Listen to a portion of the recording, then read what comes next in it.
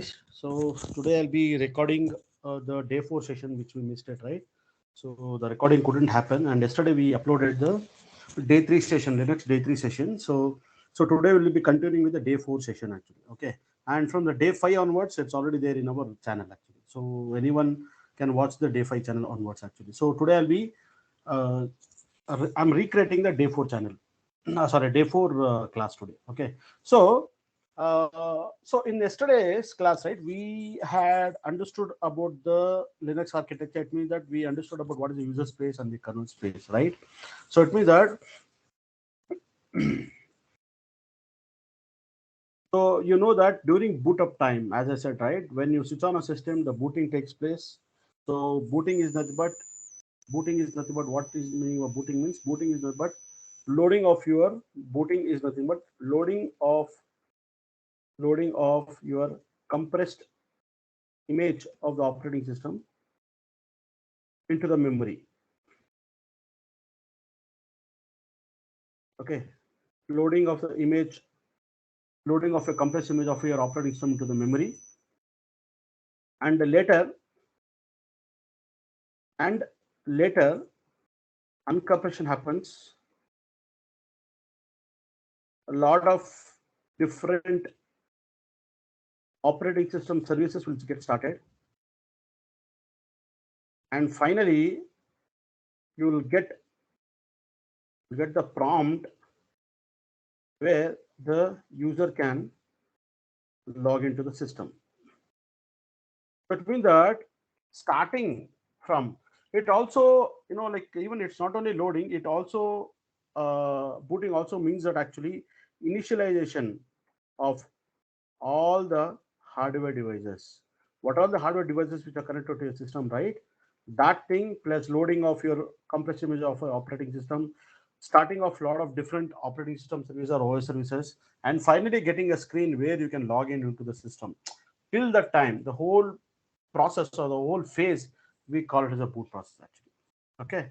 So now, so what I was saying yesterday that during boot process, what happened, right? Your RAM memory, it will get this is your RAM memory. This RAM memory, it will get divided into two space, we say, right? Two spaces. One is a user space and other is a kernel space. User space, kernel space. Like this, it get divided. So this we call it user space or user mode. We can say yesterday we have seen that user space, and this is the kernel space actually. So kernel space is a place where your kernel will be loading up. So here in your disk, as I said yesterday, that in your disk or in your hard drive, somewhere the information about the OS will be there. It means that the compressed image of the operating system will be there in your disk. So what the bootloader boot means, there is a special program known as a bootloader program. So what that bootloader program will do, it will take this compressed image, from the hard drive or wherever the located. It will try to load this compressed image into your kernel space of your RAM memory. Once it loads, the uncompression of the uncompression of the image will happen. Finally, you will get an operating system like this. So it means that after the uncompression, your whole kernel will come up actually. The kernel will come up. So once the kernel comes up, kernel will initialize a lot of different services. There are many services are there.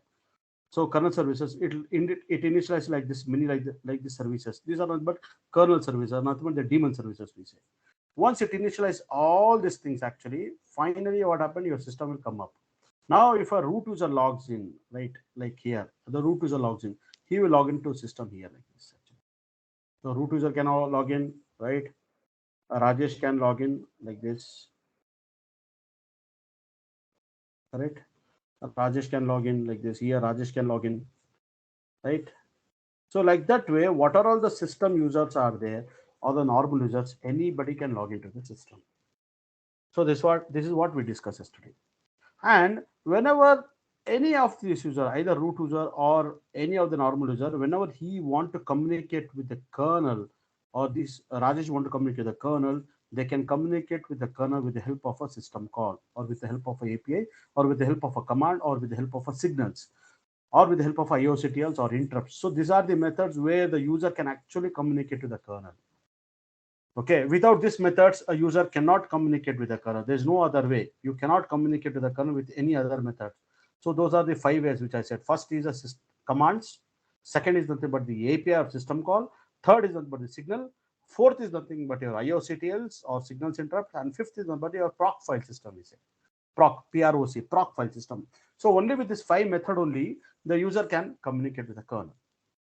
Now, in between this user and the kernel, there's a small thin layer will be there actually, like this. A small thin layer will be there like this actually. Or I'll take some different color. So I'll take some brown color, or I'll take some orange color. So a small thin layer will be there like this actually. A thin layer between the user and the kernel. And this thin layer is nothing but your shell actually. Shell is nothing but it is a interface between the user and the kernel. Whenever a user want to communicate with the kernel, a user can actually communicate with the kernel with the kernel with the help of a shell. And by default, the default shell in your Linux is a bash shell. That we have already discussed many times in many other videos. We have discussed that bash is a default shell in your Linux operating system. So that is a default shell which is used. Okay. So Naresh, are you getting any sound? No, sir. Okay, thank you. Fine. So, okay, so default shell is a bash shell actually. Okay, so it means that bash itself is a program actually. It itself is a process. So what the bash will do? Bash will basically it will create an environment for execution of your program or the command. So what the bash will do? The bash shell will create the environment for the execution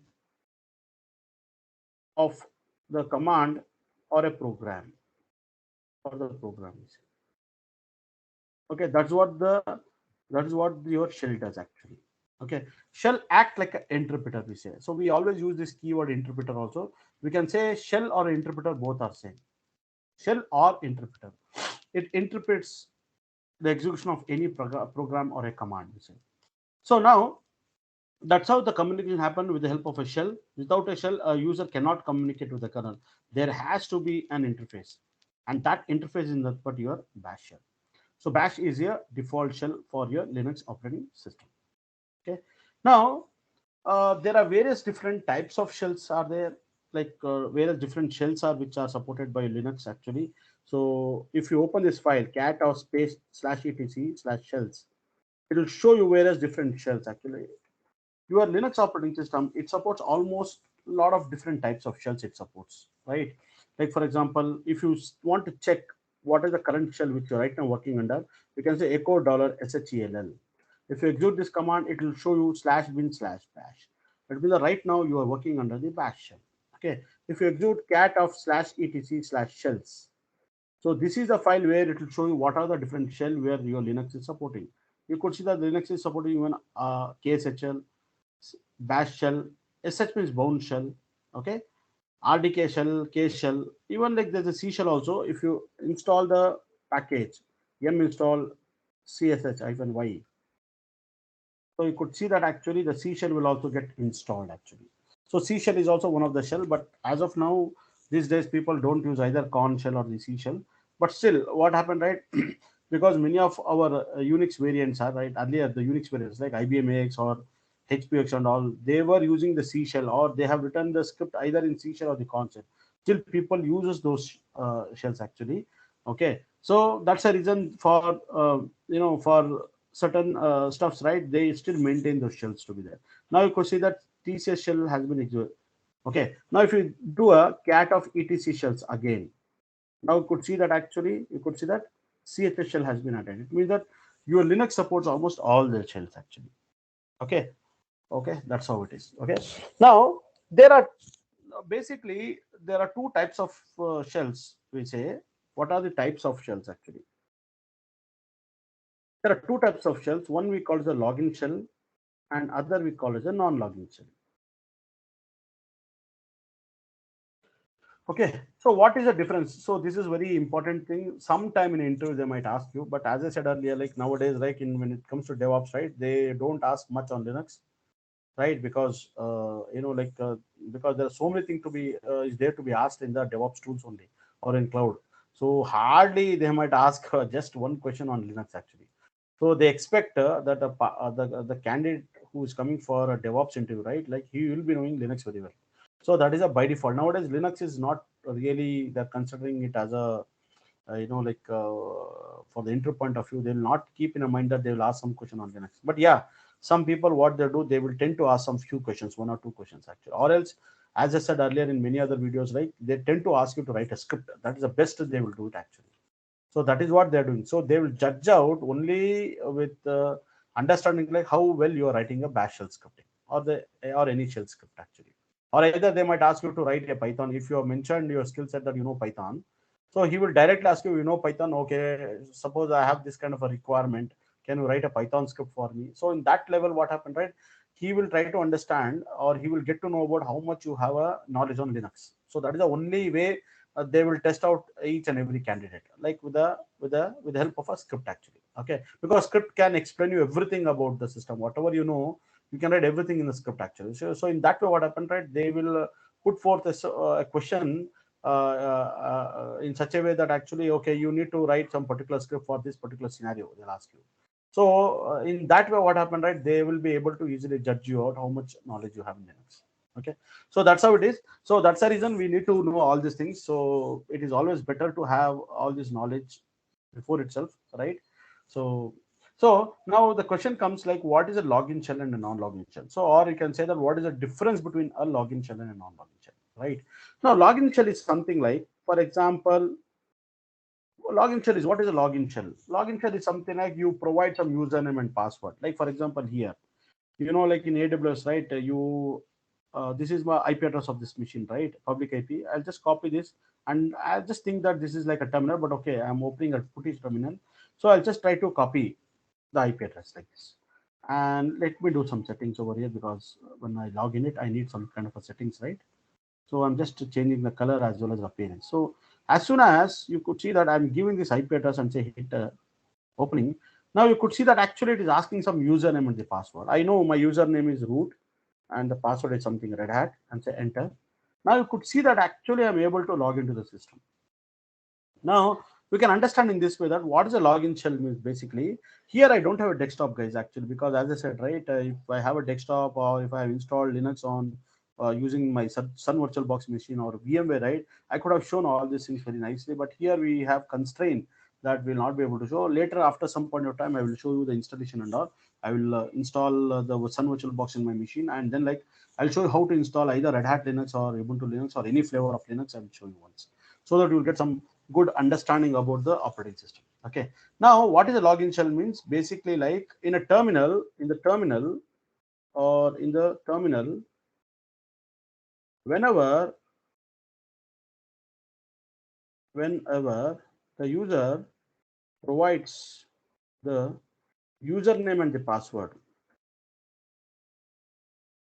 it will log in into the system, or it will log in into the terminal, we say. So whatever you're logged in into the terminal, the terminal will get a login shell actually. And that login shell is nothing but it's a bash shell. Now here, as soon as I give the username as root and the password as Red Hat, it has asked, right, I have logged into my system. So whenever I get this prompt, you can straight away say that, okay, I have logged into my shell actually. So you have logged in actually basic to a shell. So as soon as you log in system, you will get a shell by default, and that shell is a bash shell. If you enter echo dollar shell, you could see that you have logged into the bash shell. So bash is not, but it is a login shell. It means that whenever I log in into the system by providing some username and password. See why we give the username and the password? Because like while giving a username and the password, you are actually authenticating to the system.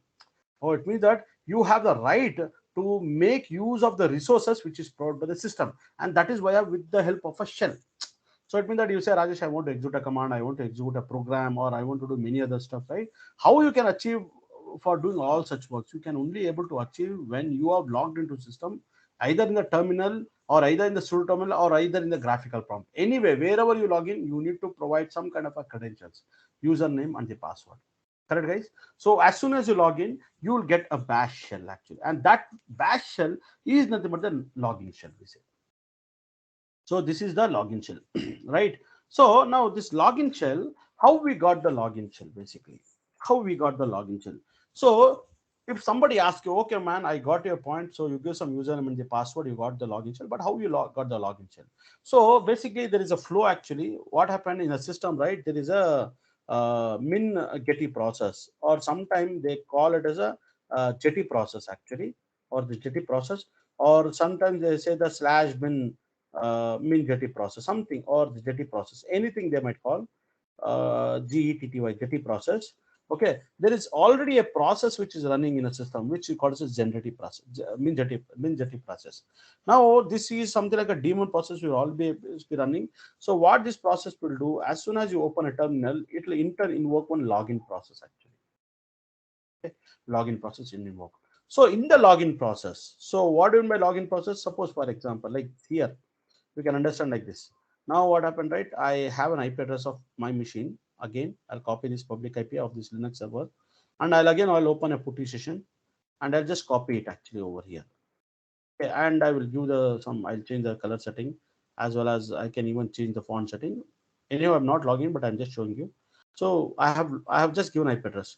Now as soon as I open, you see a terminal is getting open, and here you could see that it is prompting for you to give some username and the password later, right? So I'll give the password name as a root, ROOT, and say enter. See, now it is prompting for the password. I'm giving red hat. Red hat is a password actually for the root user in this system. So I'm giving the red hat. You could see that it is not displaying the key red hat, right? Because while giving itself, actually, it is in a hidden mode. As well as what happened, whatever the password you are giving, that it is in turn converting into some kind of a encrypted form. So I'm giving as a red hat, but internally when the system is taking, it will not take that string as a red hat. How it will do that? This prompt will basically, it will convert that into some like encrypted form actually, and I'll say enter. Now what happened that it is allowing you to log into the system. So it means that whatever the username and the password has given wrong, that is correct. It means that it will try to match the username and the password where it matches. So now what I was trying to tell, that as soon as you open a terminal, you will get a login prompt like this login, and then it will be prompting for the user to give some username, right? So this login prompt is nothing but this is a login process. So Menjeti process in turn will call a login process. With the help of a login process, user gives some username and the password, right? What will happen that then the bash process or the bash terminal will get created, or the bash process will get created. Here, guys. Now, for the login process, basically, what you're going to get some bash terminal or bash actually. That bash, what it does, it executes a series of some configuration files actually. So there are two types of configuration files are there. One is a system level configuration files. Please, guys, try to understand this. System level configuration files, and other is a user level configuration files. This is also very, very important. Some people might have a knowledge on all these things, or some people might not know it, but anyhow, it is always good to know that you should have knowledge on all these things. So there are two sets of configuration files are there. One we call it as a system level configuration file, and other we call it as a user level configuration file. Under the system level configuration files, there are files like, for example, like etc profile. The first is etc profile slash etc slash profile. Second is etc slash input rc. Third is etc slash bash rc. There are many other configuration files are there, like for example under etc there are something like a dir underscore colors like this. This is also one of the file actually. Okay, etc underscore dir underscore colors. Okay, now okay, so etc profile, etc input rc, etc bash rc. There's one more configuration file is there under etc. We have something like a profile.b directory. This is a directory, guys. Under this directory, there are so many other files are there, scripts are there. So even those scripts also will get executed. So it means that as soon as you give the username and the password, a bash process will get created finally. This bash process will actually execute this system level configuration script. So these are all the configuration scripts it will get executed. It means that under etc profile file will get created, executed, under etc input rc, under etc bash rc. These are all the scripts basically. If you want to see it actually, let me open one script and I'll show you like this. Vi space slash etc slash profile. Can you see there's a file with this name? See? So this is not, but this is the actually script actually. You could see that this is the function actually. Path munje is a function. Okay, it's a function actually. So this function get executed, and afterwards what happened here? Something effective user ID UID is getting checked over here. What is the username? What is the log name? Where the mail will come into picture. If the effective user ID is 0, then set up the path munja slash user bin slash user local bin. If it is not equal to 0, it means that if it is not, he is not a root user, he's a normal user, then this else part will get executed for it.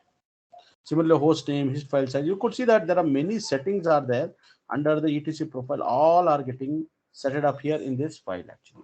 So etc profile is one of the important file. It means that whenever the bash comes into picture, bash will serially execute all this script actually.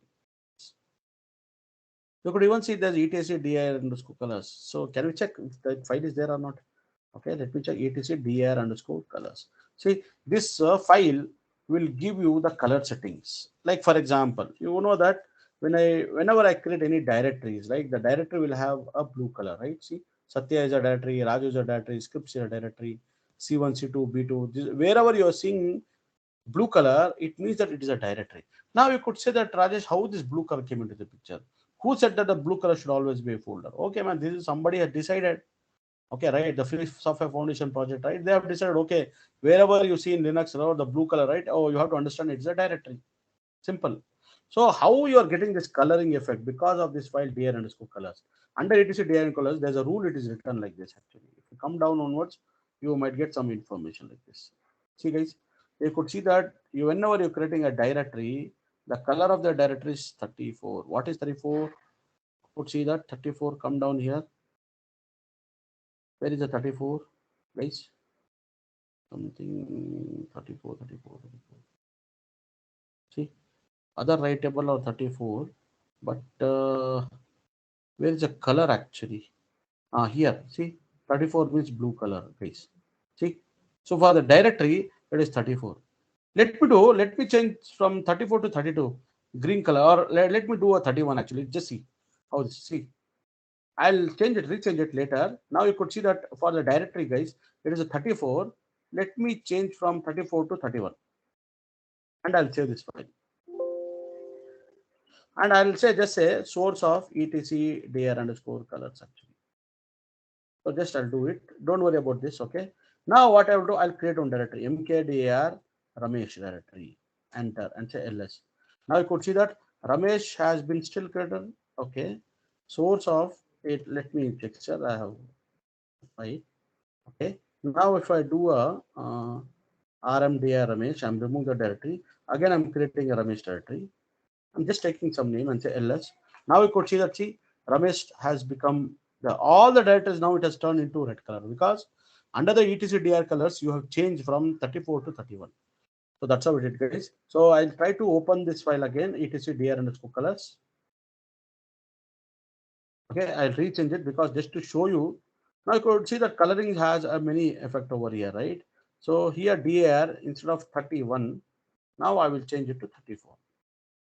It's just an example to showcase you about this, how things works actually.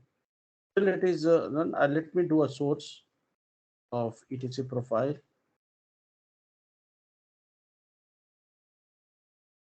Sorry, profile. Now I could say less. Now it has turned back to the blue color. So now these are all the configurations files which will get executed. etc profile, etc input rc.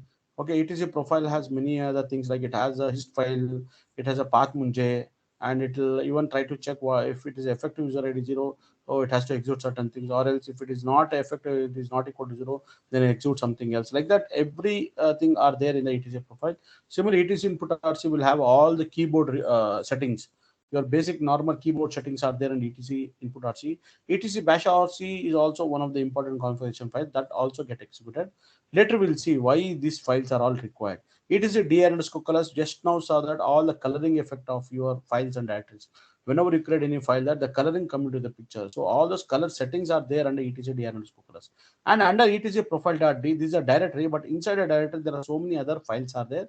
Those are also used as a part of it. It means that when the bash is coming up, as soon as you give username and password, when the bash process getting created, bash will try to execute all these configuration files.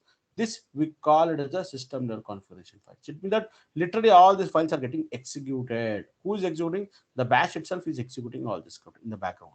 After that, under the user level configuration files, there are script like .bash underscore profile, .bash rc, and you have .bash underscore logout. So these are nothing but these are the user level configuration file. User level configuration files means these are the configuration files which are pertaining to that particular user itself. Okay, so now coming back to here, there is some min.jt process will always be running in the background. That what happened that as soon as the min.jt process get executed, it's going to create one login page, or it's going to create one login process. That login process will expect a user to give some username and the password. As soon as you give username and password, you know that he will log into a shell, which is nothing but bash shell, default shell bash shell. And this bash shell is nothing but it is a bash shell, or we can even call it a process. To get the bash shell completely working, it will try to execute the system level configuration file and user level configuration file. Under the system level configuration file, all the scripts will executed. Under the user level configuration file, all the scripts will executed. So you could see that under the user level configuration file, the file name starts the dot. So whenever in Linux or in Unix, whenever a file or a directory, if it starts the dot, it's a hidden file, we say. Right? If you create a directory and the directory starts the dot, means it is a hidden directory. Similarly, you have having a dot bash underscore profile dot bash. See, if you see here, if you go to this and if let me clear the screen and I do ls-a, can you see dot bash underscore history, dot bash underscore logout, dot bash underscore profile, dot bash rc? Where is dot bash rc? Right? There are like that. There are many of the hidden files, we say actually. Right? Dot bash underscore rc. Where is the dot bash rc, sir? Here you could see dot bash rc. So these are the important configuration files which we have. This we call it as a user level configuration files. So under this user level, all these files are there. Under the system level configuration file, all these files are there. So whenever the bash process getting created, a new bash process getting created, so the bash process will execute all the scripts and also it will execute all this. Once it executes all the scripts, then only it will you will get a login shell, which is nothing but the bash shell. So if anyone asks an interview, you have to say the same way, right? So there is one process, now the min.jt process. It will always be running, and the min.jt process first it will create a login process. As soon as the login process get created, it will show you kind of display where the user has to give some username and the password. So you give the username and the password, so it get authenticated. So then it will get authenticated. In that, as soon as you give username and you give the password, right? Both has to get authenticated to the system. How it will get authenticated to system? Suppose you are giving the username as root. Username is root and the password is Red Hat. I'm just saying. This information about where the root exists, it is there under the etc passwd file. So under the passwd file, it will find that, oh, is there any root user by name root user? So it'll try to check in the passwd file. Yes, there's a root user. Okay, fine.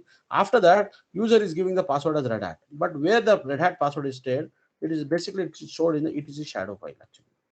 So this is the file where the passwords are getting saved.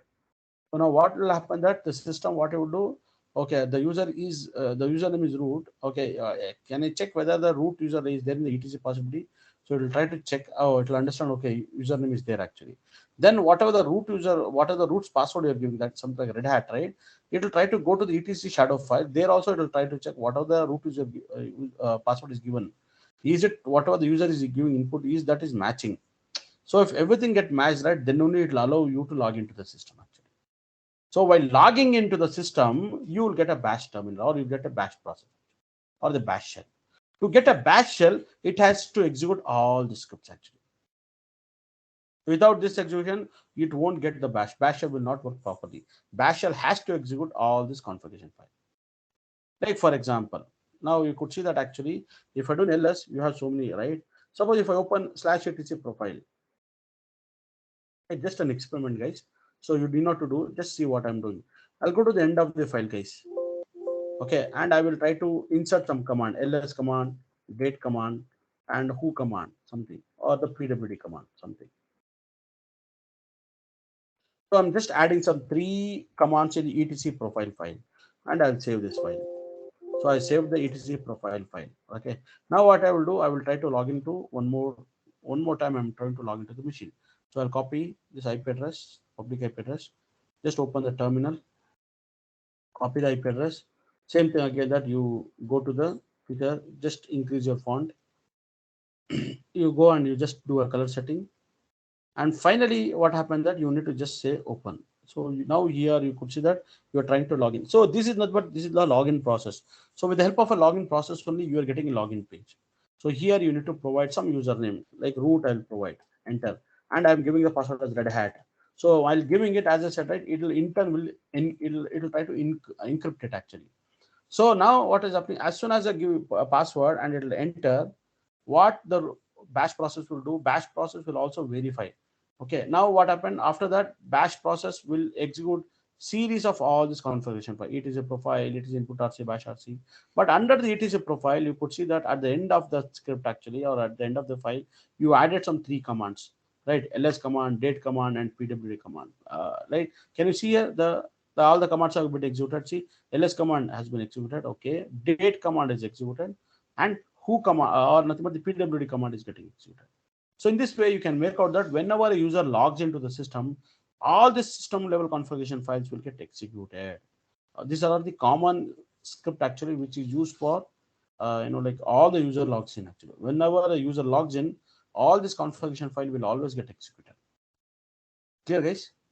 That's how. And the user level configuration file, these are the very important scripts actually. Dot bash underscore profile, dot bash rc. Instead of using the word script actually, I would rather say as a configuration file.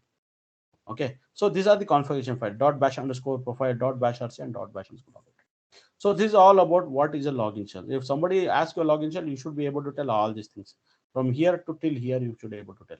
As well as if you want to add, even you can add even this point also. So somebody might ask you how exactly it is getting authenticated. Okay, you tell me like how exactly it is able to log in, right? So you should say that actually whatever the username and password is provided, right, that is actually matching, that is working. So if suppose your username gives a username as root, password something wrong he gives, right, he cannot log into the system, right? Because whatever the system have been saved the password, it should match with what user is giving. If both are getting matched, so password is placed on etc shadow file, right? And now when a user gives the password, right, what happened, right, it will try to compare with what password is given with this content of etc shadow file. If it is matches, then it understand, okay, he is a right user. So it means that he is a correct user who can log into the system. That's the reason it will allow the user to log in as soon as he gives a proper password. Okay, guys, this is what it is actually. Okay, about this. Now the next question comes actually, how internally the shell works actually. How internally the shell works actually. I think in many of the other videos I've explained it actually, how the shell works, but still I would rather explain it one more time actually. Okay, now this, you know that, again let me open the MS Paint, and again the same thing. You have, I want to draw a thing, I'll just line bifurcate a line actually, sorry. I'll just bifurcate a line, bifurcate 2 spaces like this. This we call it as a user space, and the below one we call it kernel space, correct? So user space, kernel space, right? Okay, kernel place is a place where the kernel will be up and running, like this, right? The kernel will be up and running.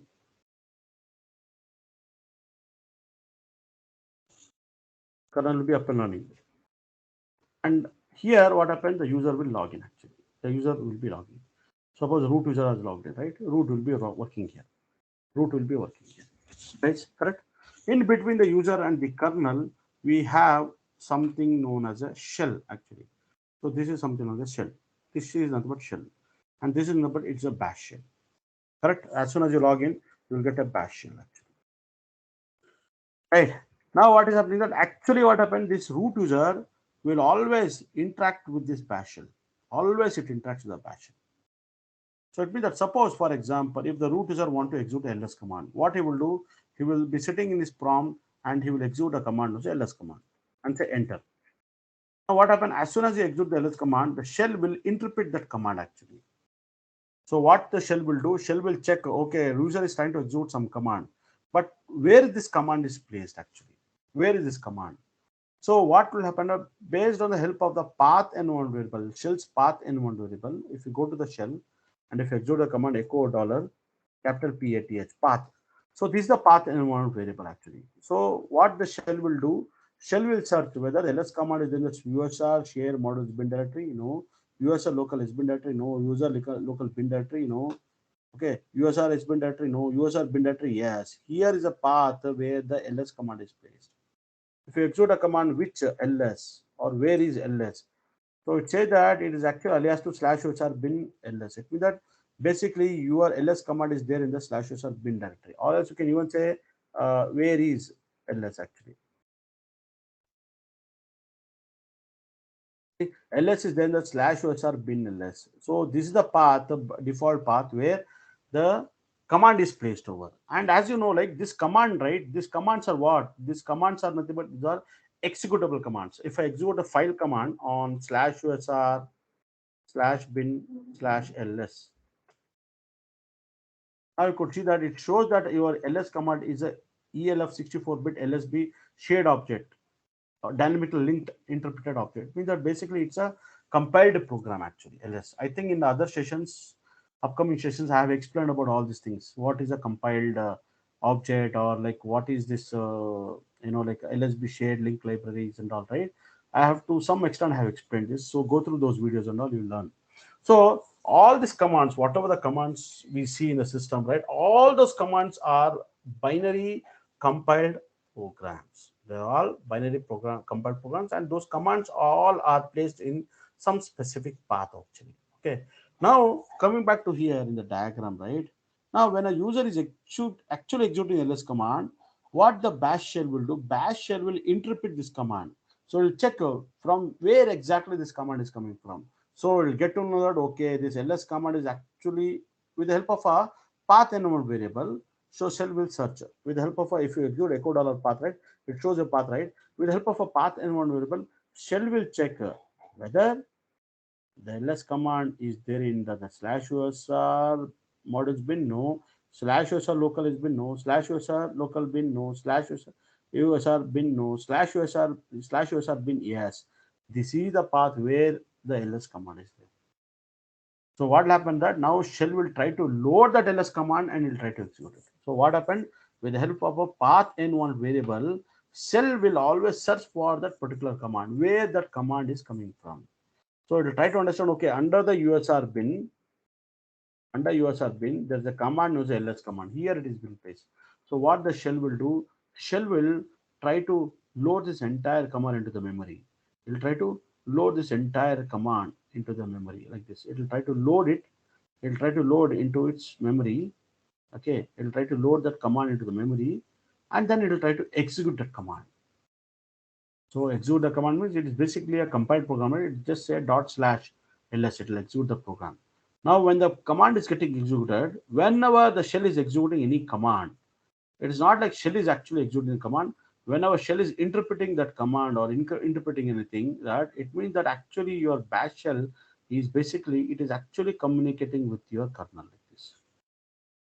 So whenever any command is being executed, in turn the bash shell will communicate with the kernel, because ultimately the kernel is the one actually who executes all the commands.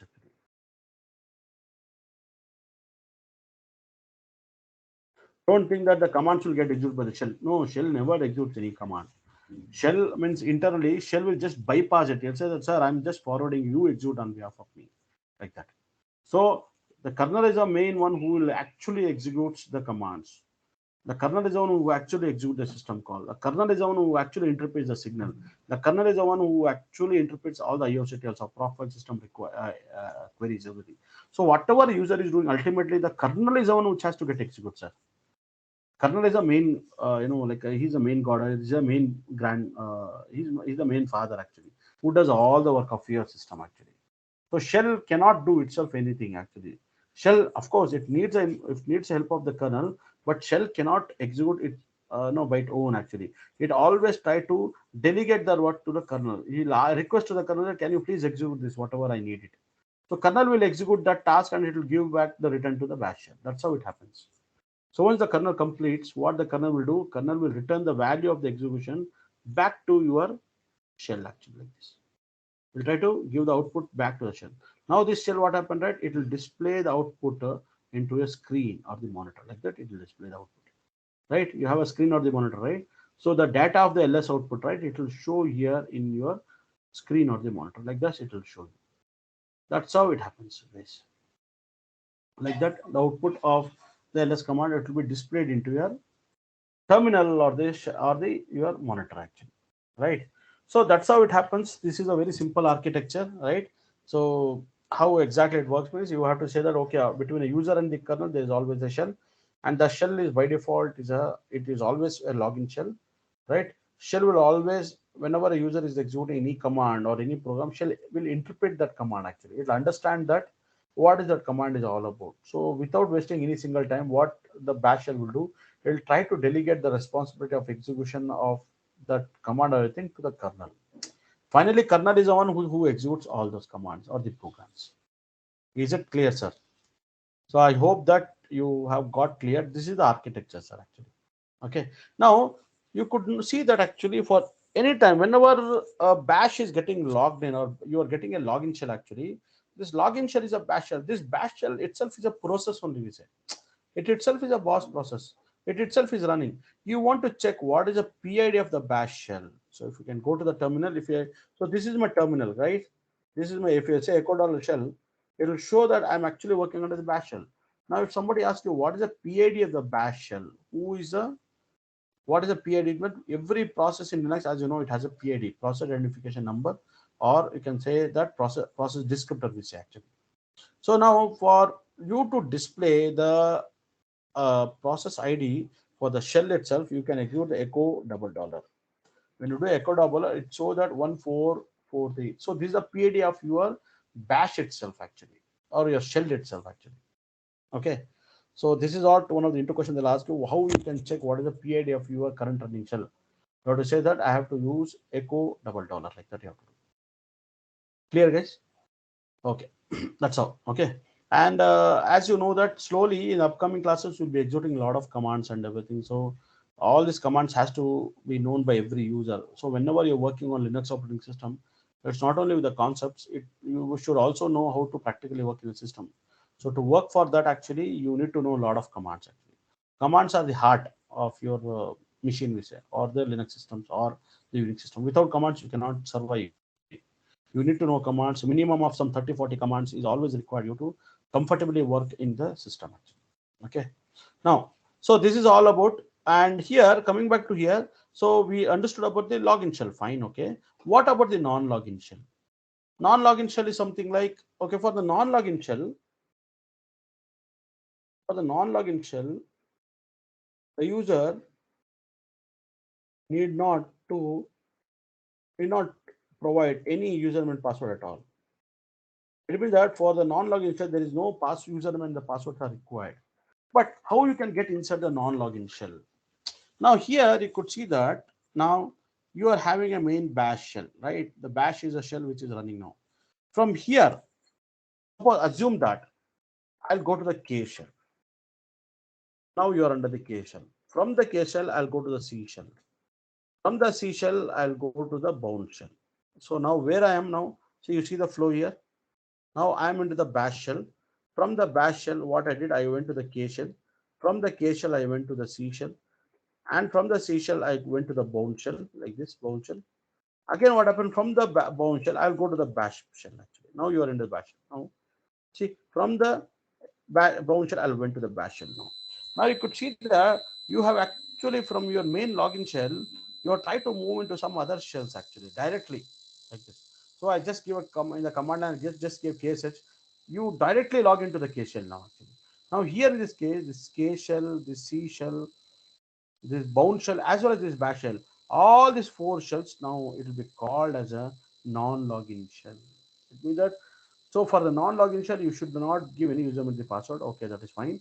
But to log into the non-login shell or to get a non-login shell, you can do only with when you are having a login shell. From the login shell, you can try to move to any other shell. That shell will be called as a non-login shell. So right now you could see that you are sitting over here actually.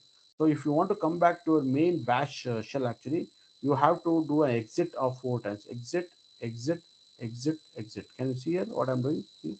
EXIT, exit, exit from the bash shell. Okay, exit from the bound shell, exit from your C shell, and exit from the con shell. See, now you could see that you are now into the bash shell. Or else you can even execute like this. Now I am in the bash shell, right? If you execute echo dollar shell, now you could see that you are under the bash shell. Correct. This is a command to check what shell you are working, right? Now from the bash shell, I went to the con shell. From the con shell, I went to the C shell. From the C shell, I went to the bound shell. And from the bound shell, I went to the bash shell, right? So the same diagram, which the same thing which I've shown you. So now right now we're in the bash shell. So all these 4 shells where I have switched, right? All these 4 shells will be called as a non-logging shell. Okay. Now if you execute the command ps3 command, now you could see that actually ps3 command, it is not there. Let me execute the install ps3 package. So I'm installing no match actually. PS3 should be there, sir. PS3. Yum install PS3.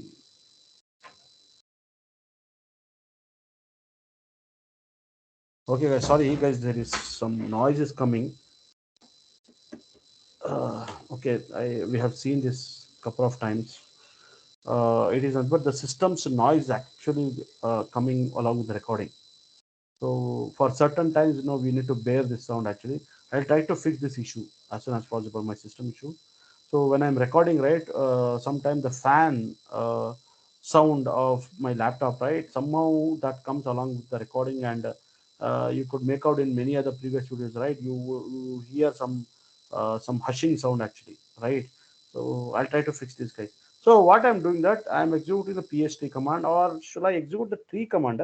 Tree command is also not there. So yum install tree minus y. So let us see if it is executing or not. If it is installing, yes, tree is getting installed. Let me check if ps3 is working or not now. ps3 is not working, or else uh, p3. No, not p3. It is tree only actually. Okay, so guys, PS3 if you execute, no, it will show you in the it will show other in the tree format. It will show actually. So in that case, it will show you which shell right now under. For example, if I ps-ef, I don't think that it will show over here. Yes, I ps-ex, type it to less if I do it.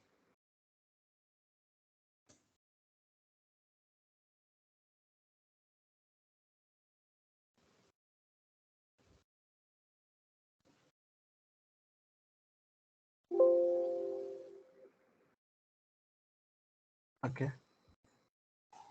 Here, guys, you can make out something like slash has been a jetty process, right? This a jetty process is creating a Linux process, right? Somewhat you can see and you can make out here whatever I was discussed earlier, right? That thing. But here I'm not able to see that actually. But you can see that you got the count shell, you got the sh shell, you got the bash shell, and everything. This is your main bash shell. If you execute 2560 is a PID, right? 2560. So 2560 is a PID, right? Now what is happening? I have to exit 3 times. Exit, exit, exit, and one more time exit. Now you are into the main bash shell. If you execute echo double dollar, 1443 is a process ID. Okay.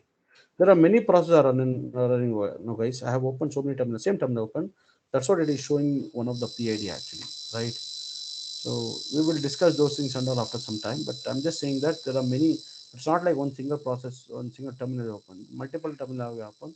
Every terminal has a ID actually. If you execute TTY command, please slash PTS1.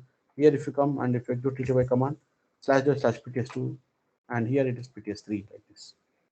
Every terminal has some pseudo terminal naming actually. Okay. So now, sorry, excuse me. So what I was trying to tell here is that Now, for a non-login shell, you need not to give any username and password, but you need to be always be present in the login shell. Through a login shell, if you try to move into some other shell, and that other shell we call it as a non-login shell. Sometime it requires for you guys actually. It means that actually sometime you would say that Rajesh, there is some script which is actually written in con shell, but somehow because of some reason your bash shell is not able to execute it. So but I want to execute the script, so I'll say no problem, you go to the con shell, and being in the con shell itself you try to execute that script now. So now that script will happily get executed because now you're sitting in the con shell itself. So if that shell script is a con shell script, you can execute in the con shell actually with this. So you can directly enter into the con shell prompt, because while logging into the call shell prompt, it will never ask you any username and password, because from the main bash shell you have gone to some other shell, correct? And you execute the script. Once you have completed the script execution, now you can come out. You can just exit and come out like that. Also, many of the professionals always say that actually one more thing, that suppose you open any file, suppose you could see that there is one file known as a file one or file two or something. If I open a file, suppose I'm creating one file one, touch of file one. I'm just saying you file one. Enter. A file with the name file one has been created. Correct, guys? File one. Now, if I open this file one like this, now as soon as you open a file, they say that you actually enter into the non-login shell. This is also one of the things where I mean some people will ask, not everyone will ask interview. Some people who have very much worked on Linux operating system or Linux, right? They would know all these things actually. So they will say that as soon as you open the shell, sir, what you're going to get, because you're opening a file, you want to write some text inside a file, or you want to save the file, you want to do some operation onto the file. But how exactly in the back end, in the background, the operation is getting happened? The operation is getting happened with the help of a non-login shell. So you can ask how to prove it. Is there any way that to prove that you are in non-login shell? Suppose, for example, if you say Rajesh, I open a file, VI file one. So you say Rajesh, I want to insert some text. I'll go to the insert mode. I'll say hi, how are you, something. Right here, I'm typing some messages, right, like this. And now you say Rajesh, I want to save this file. So you have to first say escape. Escape means come out from the insert mode. Then say shift colon WQ exclamatory. So you're saving and quitting. W means save, Q means quit, exclamatory means forcibly. Forcibly saving and quitting from the file. So you'll save and quit like this. This is a normal operation where each and every person does in a day-to-day activity in Linux, right? Whenever there's a task which comes into it, he'll try to open a file, edit certain things, save that file, and then try to run that file, right? But what we say that actually, whenever you open a file like this, VI file one, open a file, by default, you are inside the non-login shell. It means that you have got, and now you got a non-login shell. Now they might ask you to prove it. How you say that it's a non-login shell? So to say, no, sir, if I execute shift colon and after the exclamatory, I can execute any command. Suppose I want to execute the date command. I'll say date and say enter. Can you see a date command is getting executed, right? And then say enter. See, still you are in the file itself inside. So shift colon exclamatory calendar command, cal. See, calendar is getting executed. Like that way, the people say that you can execute any command being inside a file with the help of a shift colon exclamatory. So in this way, you can actually prove something like you are actually working in a non-login shell. This is the only way where people will try to prove that even you excuse me, if you open a file, that file will actually get into the non-login shell mode. Actually, that's what they say. People say. Okay. Okay, guys. So that's what it is. Now, what we are going to cover the next topic. Very important that we will be covering a next topic, which is nothing but the file system. Very important, guys. Whoever are working, whoever want to learn Linux or any kind of an operating system, okay. But preferably, people will always try to learn Linux itself, because Linux is the most used operating system which is used in the industry, right? Wherever you go, Linux is the most important operating system they use. You can deploy your application, you can deploy many of the stuff in the Linux itself. Actually, all your application, critical application will always be running on the top of the Linux like that. So that's the reason people will prefer to learn Linux actually. Okay, even like people who knows Windows also nowadays, right? They have to learn Linux as well as vice versa. People who know Linux very well, even sometimes they have to work even on Windows also sometimes. So there's no exception nowadays. People will say that okay, I know about multiple platforms. I know how to work perfectly in Windows. Same thing I know even perfectly working on Linux actually. So you should know both the operating system, right? You cannot say that I know one, I don't know another, or I don't want to work on other. A Windows guy cannot say that no, no, it is a command line, I don't want to work Linux. Now, like that, he cannot say now. He has to learn all the things. Similarly, when it comes to the cloud platform, right? Some people say that I'm very good in Azure. Some people say that I'm very good in AWS. Some people they say that I know Azure DevOps. Suppose some people say that I know AWS DevOps actually.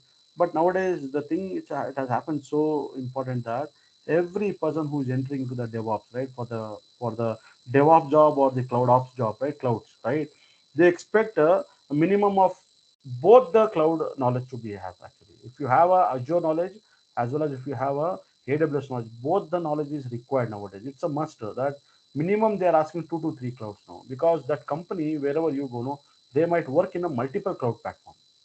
It's not only with AWS. They might even work with Azure. They can even work with the GCP. They can even work on the digital ocean cloud, or they can even work with their own internal, private cloud also. So under that case, what happened, right? It's not only with only one knowledge it is sufficient. You should have a multiple knowledge scale. Okay. Now coming back to Linux actually. Now whenever you're working on Linux actually, the most important part of the Linux that you can understand Linux very well if you understand the file system actually. So that is what it is very important. So let me explain you about what is the file system. In Linux, actually, the file system is in a inverted tree structure. We say, like inverted tree structure means, suppose you say that normally we have a tree, right, where you say that Rajesh, here you have a ground like this. Actually, here like the roots of the tree is coming like this in the ground. So beneath your ground, the roots of the tree is there. After that, a strong trunk is coming like this outside, right? A strong trunk is coming outside it, and this trunk will have a lot of sub branches. It has that branch I might have a lot of other sub branches. Now this sub branch, it might end with a leaf, right? You might have a leaf like this actually, right, or else it might even have a fruit also like this, right? So anything can be happen, right? You might have a leaf or a fruit, right? So this is basically a normal tree structure manner, correct guys? Now what we say, the Linux follows the same tree structure manner, but it is in a inverted tree structure manner. So inverted tree structure manner means what? Inverted tree structure manner means always here the root will come at the top and all these branches will come below like this. This you call ulta. If you make it ulta, right, it is an inverted tree structure manner, we say, right? So like this, right? Oh, I think that's gone, right? Sorry, inverted. You do it ulta, where the root will come at the top and the branches will be below.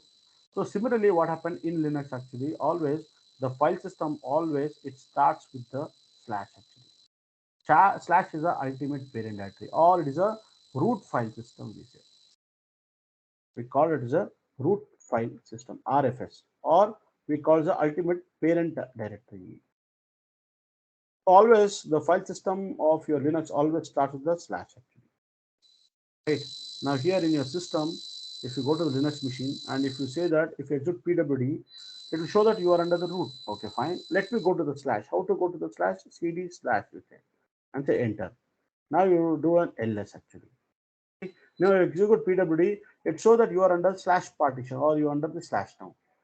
Being under the slash, when I execute the ls command, it will show me all the files and directories whichever are there under the slash.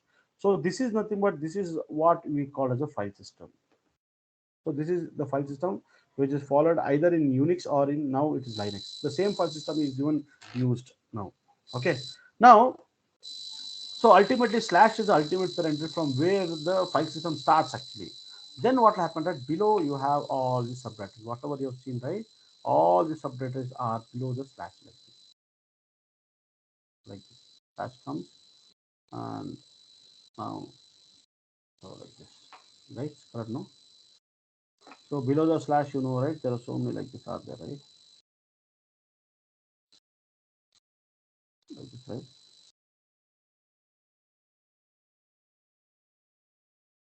There are so many directories, subdirectories are there, directories are there, right? Right, guys? Like this, right? If you see over here, you can clearly understand that if I execute cd to the cd slash, and if I do a execute, if I do a cd slash, anyway you are under cd slash only. I'm just doing one more time, and I do cd slash and say ls. You could see that this is the file system, guys, actually. So sometimes it is always important us to know about all these file systems actually. It is very important actually. Okay. Now to name a few, right? You have something known as a boot. Okay. You have something known as a something known as a S-bin, something known as a MNT, something known as a home, and many more are there. Like for example, you have a ETC, ETC is there, and you have a USR, you have a WAR, okay, you have a media, you have a proc like this.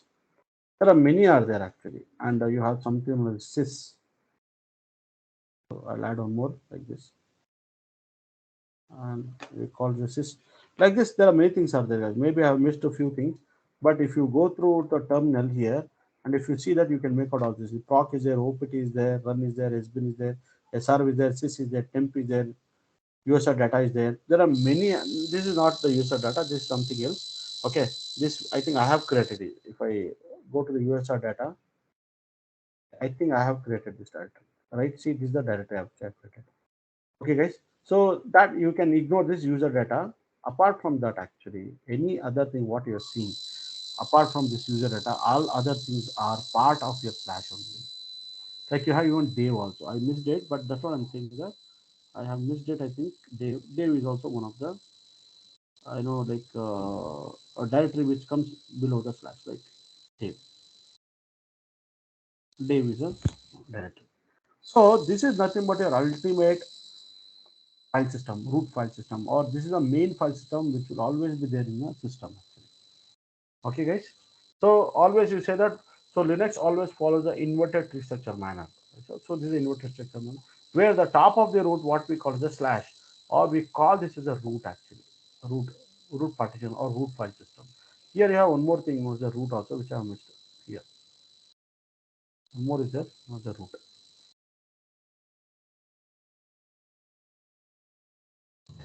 So we need to really understand some few aspects about all these things, even though we don't really much work on this, but still some background information about should always be there. Whenever you are working on Linux, right, you should know about all these different directories, what is part of the slash, right? Because ultimately this is a file system which we will be following always. And you should know it actually what this file system does actually. It means that each and every directory, right? What it does, you should minimum have one line information about each and every directory.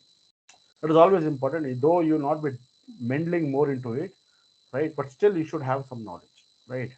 So that's the reason what happened. A person who is very good in Linux actually, he will be good in Linux because like he understands this whole file system, how it works internally. So that's the reason what happened that you could see that there are many people also who are experts in Linux because they understand the whole system, how it works actually. So how they started learning Linux means they started learning Linux with the help of a command, okay, with help of certain other aspects of Linux, and finally they will I also learn about the file system also. That is very important. Now, when it comes to the, so let me explain one line information because it will take a lot of time to explain. If I start explaining everything very in detail or very in depth manner, right? I might need more than 1 hour to explain it actually. So, but we don't have that much time. But these are all available in the Google and net everywhere. Also, I have shared some document. In the document also, they have clearly described about all these things, all different subdirectories, what are the usage of each and every subdirectory. But what I will do here as of now that I will try to just give you a one line information about each and every directory actually, what exactly each and every directory does. Okay. Now coming to here, what is a boot directory? Boot directory is a directory where you have some two important files actually. One is a VM. Let me write in a black color. I think that will be very good. There is two images. One is a VM Linux image, and other is a init.rd image. Yes, these are the two important files which will be in the boot directory. Suppose here, if you go to the system, here you could see there is a boot directory. Can I do a cd to the boot directory? So I'm entering inside the boot directory fine and say ls. Can you see there's a file by name init ram fs VM Linux image? Okay. You can either call init ramfs or you can even call it init rd image. Init rd also you can call or init ramfs. See, VM Linux hyphen 4.18.00 blah blah blah 64. This is nothing but your kernel image. So this is this, what is this actually, guys? This is nothing but, this VM Linux is nothing but, this is basically, it is your kernel image. This is your operating system image or kernel image, we say actually. So the name of the kernel image, what we here we call it as a VM Linux image, or not, but it is a ultimate kernel image. Fine. And afterwards we have init ramfs or init rd image. So you could say that, Rajesh, when you're saying that actually during boot process, okay, the compressed image of an operating system is loaded into the memory. Is this image is what you're talking about? Is this is the init rd in VM Linux image? Is this is the one which will get both loaded into this memory? Yes, this is what it gets loaded into memory. Okay, fine. Now, like for example, does this both these files, right? Is it, it will get moved or it will get copied from the slash boot directory? Yes, slash boot is a directory where you will keep the information about the init.rd image or init ramfs image as well as VM Linux image. Both these are nothing but the images actually which will get loaded during boot up time. Oh, okay. It means that ultimately boot is the ultimate directory where all the bootable files or the operating system files are placed. Yes. So the operating system or the kernel or the compressed image, but we call it as a VM Linux image. And what is this init RD image or what is this init RAM effects? This is not but your root file system. Whatever you're having root file system, right? That is not but your init RD image or init RAM effects. That is the image actually. So, but you will still get a comparison. What it means then, like, can you tell us more detail how things happen during boot time? You might ask me, right? Now you could say same thing, sir. You have a user space and the kernel space. So I'll redrag them. I'll draw one more time. Same stuff actually. So this is a user space, okay. This is a user space, okay. And the below is the kernel space, okay. This is the kernel space. Now what happened, right? The compressed image of an operating system, nothing but a VM Linux, which will be there in a slash partition. Correct, guys? Under slash partition, there is something known as a boot directory. Under that, you have a file by name VM Linux image, and in it, here in the ramfs image, these two files are there, right under the slash partition. Now, what your boot process or the bootloader will do, your bootloader here in the Linux actually, what the bootloader will do, the bootloader here in case of our bootloader in Linux bootloader, the bootloader is remember grub is a bootloader. So which is a bootloader which is used in Linux? Grub is a bootloader. Grand, GR is Grand Unified Bootloader. What this grub bootloader will do, guys, the grub bootloader will try to find out the information about the image operating system is from the slash boot partition or from the slash boot directory. And now what will happen that what it does basically that it will take this VM Linux image. This is the compressed image. It will try to load this VM Linux image into the kernel space. And what it will do, the init ramfs, init RD image, what it will try to do, right? It will try to copy the init ramfs or the init RD image into the user space like this. So VM Linux image will be loaded into your VM Linux image will be loaded into your kernel space, and the init ramfs or init RD image will be loaded into the user space like this.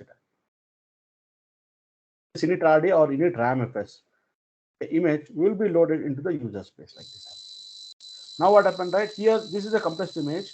Later what happens? Uncompression happens. Once the uncompression happens, what happens? Your kernel will be uncompressed. Sorry, sorry. Your kernel will be uncompressed. It will get uncompressed like this. And all the kernel will get uncompressed. Finally, what happened? That your kernel will be up and running. Clear, guys? And kernel will start a lot of its services, kernel service like this. It starts actually. So there are so many other processor daemons are there which the kernel later it starts. These are but these are kernel process. Always it will always starts actually. So always this all this process will get started during system uptime or system boot time, which actually basically, and all this will be a daemon process or these are daemon processes actually. Okay. Now this init RAM FS is the ultimate file system. This also will be compressed image only, guys. Now what happens? When uncompression happens, what happens? Like this, the file system will get created. Like this file system will get created. Okay, fine. Now I'm getting some picture. You will say, okay, Rajesh. Now I think okay. Let me remove this init ramfs string. Like I will. Okay, I'll remove like this. Okay, and what it will happen? That it will create a file. So once the init RDM will get uncompressed, like the root file system will get created like this, guys. So like this, and whatever you are having, right? Same thing like this.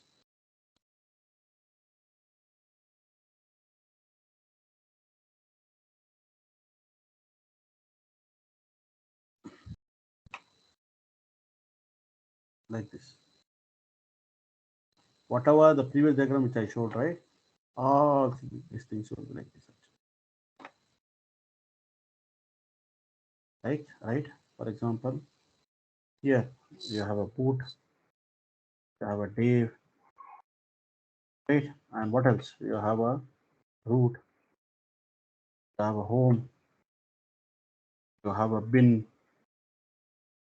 you have an S bin. Whatever the root file system is there, no, what are the directories are there? Same thing. You have a USR, you have a var, right? You have an etc. Whatever you are seeing here, guys. If you do a cd to the slash with the enter, right? This is not but your ultimate root file. So this ultimate root file system. So what I'm trying to tell over here that this ultimately this root file system will be created into the user space like this. Now what happened? You say Rajesh root will log in. Oh, where you log in? So what user you will give? Oh, user will give root username as a root, password as a data he will give like this. He will log in system.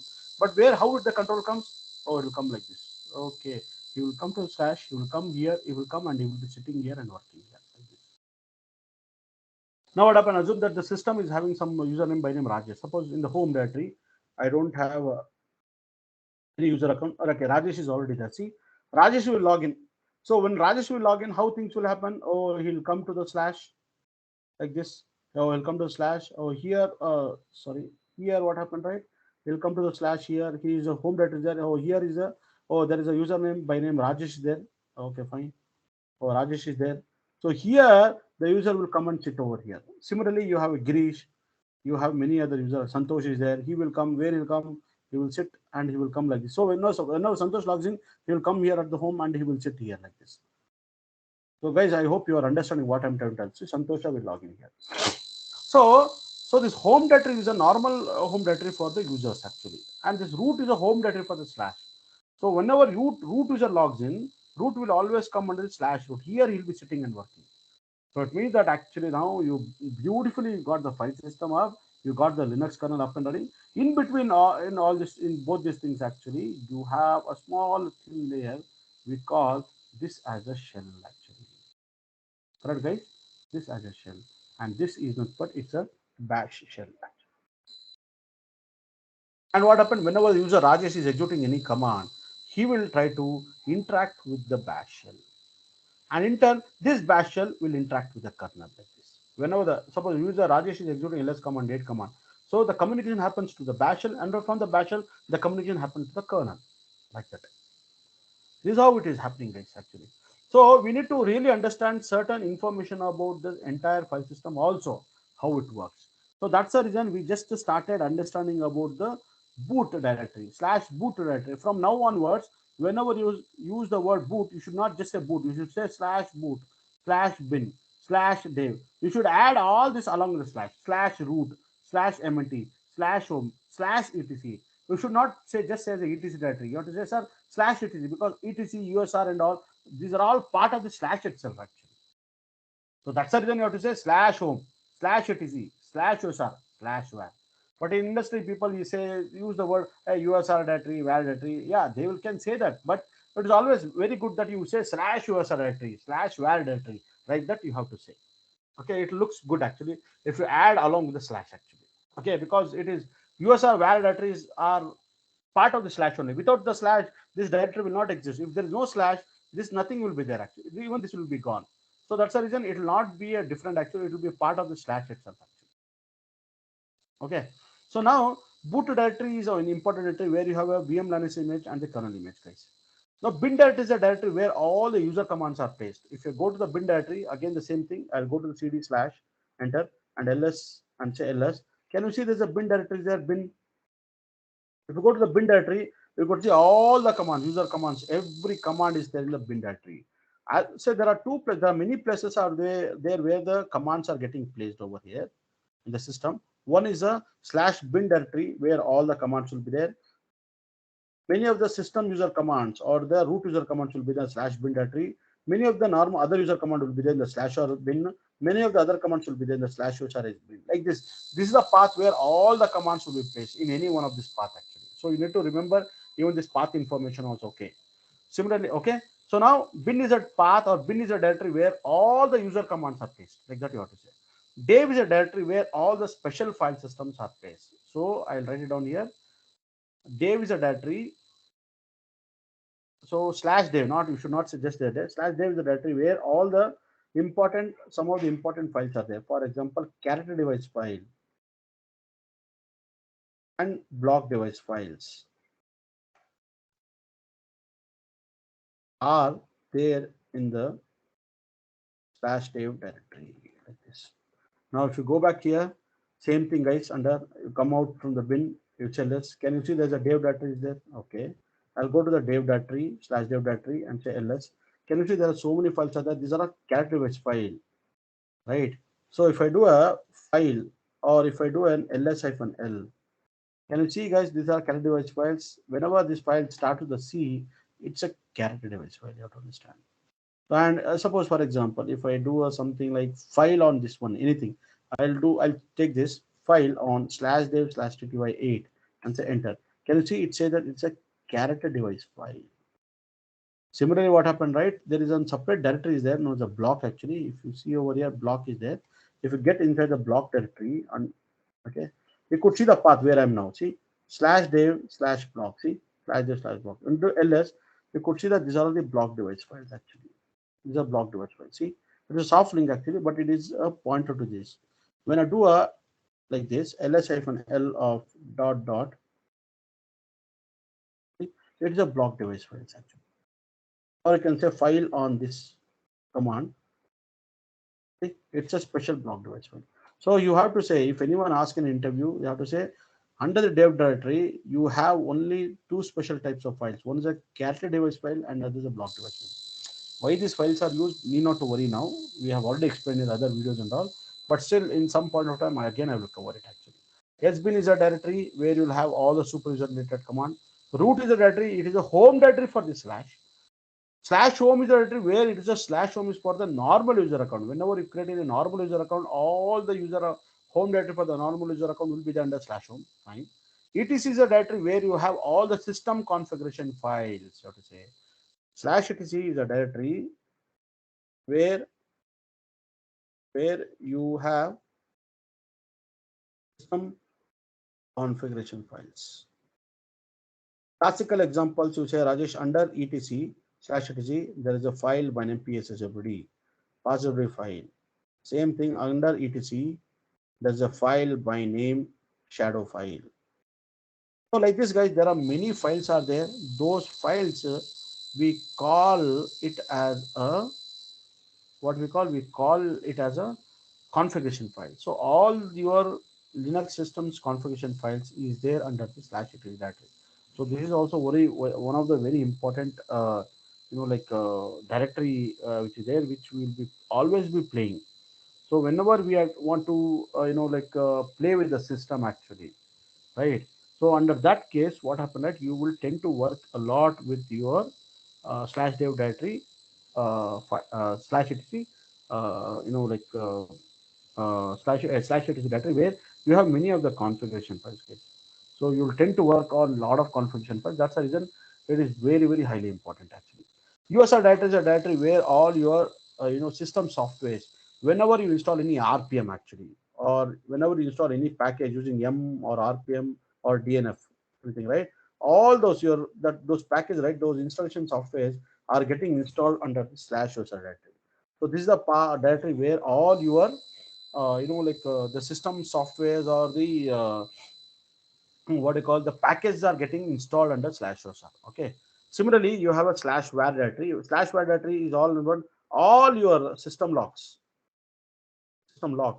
are placed under the slash var directory. Like if you see under the slash var, if you go to the cd slash and you do a var, actually you have a var directory, right? Here you can see there's a var directory there. Okay. Under var, you have something as a directory by name log, actually. log directory. See, cd log. Under log, there is a file by name messages. Can you see messages? See, this file is nothing but this has the information about your system messages. Whatever the kernel is giving the message, throwing an output, right, as a logs, right, you can get all the messages using with the help of the file. So that's the reason what the people will do basically, right? They'll open the slash var log messages like this, actually, to check what are all the messages, the system messages are coming, right? Like that. Or else some people directly execute the command dmessage, actually, dmesg. If you execute the dmessage command, dmessage command will also show you the kernel logs, actually. Suppose whenever the kernel is doing some operation, whenever it is throwing any log, all those logs will come under slash var log messages, or else you can execute the dmessage command, dmesg, like this. Okay. Now, so var directory is number very important. All your system logs and everything will be placed under the var directory, slash var directory. Okay. Similarly, like for example, there is one more thing which I missed over here. If you see in here over here, if I do a cd to the slash and say enter and say ls, can you see there is something known as a lib also? Lib directory, where is lib? So lib is a library directory where all your libraries are placed, actually. All your libraries or all your kernel modules are placed. So if you go to the slash lib modules, slash lib, there you have a directory by name modules. Can you see modules, modules? Okay. Okay. And after the models, you could see that you have some kernel version. You will go to that kernel version. Under that, you could see all your kernel model. You have kernel directory. See, of course, this will look very weird for you guys. Some of you that you might not understand what I'm trying to tell you. If you execute pwc slash var models, some version number and the kernel and say ls, could you see that all these are all kernel file system drivers or kernel models. If you go to the file system fs cdfs and say enter and say ls, can you see there are so many file systems are there? ext4 file system, ext3 file system, gfs file system, fuse file system, nfs file system, right guys? Can you see here overlay file system, squash file system, xfs, like this? These are all the different file system which is supported by Linux, actually. So those models, suppose again you in turn go to the ext4. Suppose I go to the ext4. Let's see, it should have a ext4.ko.xz. See, this is nothing but your kernel. This is the actual file system driver, we say. It's xfs compressed image file. Okay. So in here, you can even check, guys, what are all the different models or drivers which are running in a kernel space. How to check it? By executing lsmod command. If you execute lsmod command, it will show you all the kernel modules or the drivers which are up and running in your system. Can you see here? Can you even see if there is an ext4 file system? Can you see? Fuse file system, rxfs, okay, it's not there. I'll execute the mode probe command. You need not to worry all those things. Mode probe ext4. Let's see it. Okay, now I loaded the model. If I execute lsmod command, lsmod command, can you see here? There is a ext4 file system model has been loaded now, right? With the help of a mode probe command, I have loaded this model into the kernel space. If you don't want more, if you want to unload the model, you can say mode probe -r ext4. So fatal, so it is already in use, actually. So that's what this model is getting used, actually. So if you see the ext, you can see that if cr something crc2 intel, where is crc2 intel? See, crc2 intel, it will might be using the ext4 model.